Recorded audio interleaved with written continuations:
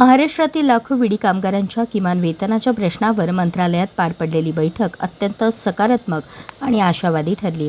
विडी कामगारांना शासनाने जाहीर केलेले किमान वेतन आणि त्याचा फरक तात्काळ मिळावा या मागणीवर सरकारने ठाम भूमिका घेतल्याने कामगारांमध्ये समाधान आणि उत्साहाचे वातावरण निर्माण झाले आहे।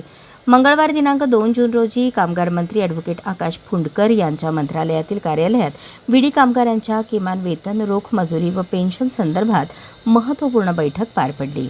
या बैठकीस कामगार संघटना, कारखाना संघटना आणि शासनाचे वरिष्ठ अधिकारी उपस्थित होते।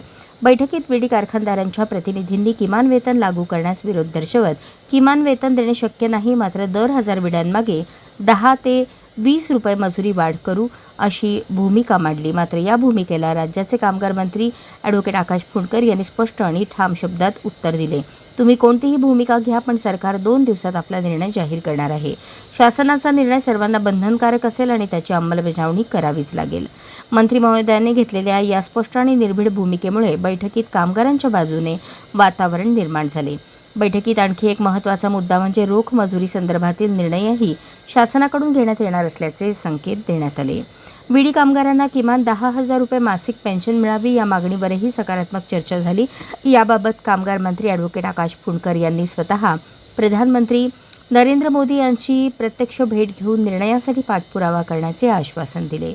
ज्येष्ठ कामगार नेते माजी आमदार कॉम्रेड नरसय्य आडम मास्टर यांनी 2014 पासून विडी कामगारांना किमान वेतन मिळावे यासाठी सातत्याने संघर्ष उभारला आहे। आंदोलने, निवेदने, मंत्रालय बैठका आणि सातत्यपूर्ण पाठपुराव्यामुळेच आज हा प्रश्न निर्णायक टप्प्यावर पोहोचला असल्याची भावना कामगारांनी व्यक्त केली। सरकारने स्पष्टपणे कामगारांची बाजू घेतल्याने आणि किमान वेतनाच्या अंमलबजावणीबाबत कठोर भूमिका जाहीर केल्याने महाराष्ट्रातील लाखो विडी कामगारांमध्ये आशेचा किरण निर्माण झाला आहे। राज्य सरकारने कामगारांच्या बाजूने घेतलेली ठाम भूमिका आणि येत्या 2 दिवसात होणाऱ्या निर्णयाची घोषणा यामुळे विडी कामगारांच्या दशकांपासून सुरू असलेल्या न्यायाच्या लढ्याला ऐतिहासिक वळण मिळण्याची शक्यता निर्माण झाली आहे। अशाच नवनवीन अपडेटसाठी जनता राज्य न्यूज चॅनलला सबस्क्राईब करा, लाईक करा आणि शेअर करायला विसरू नका।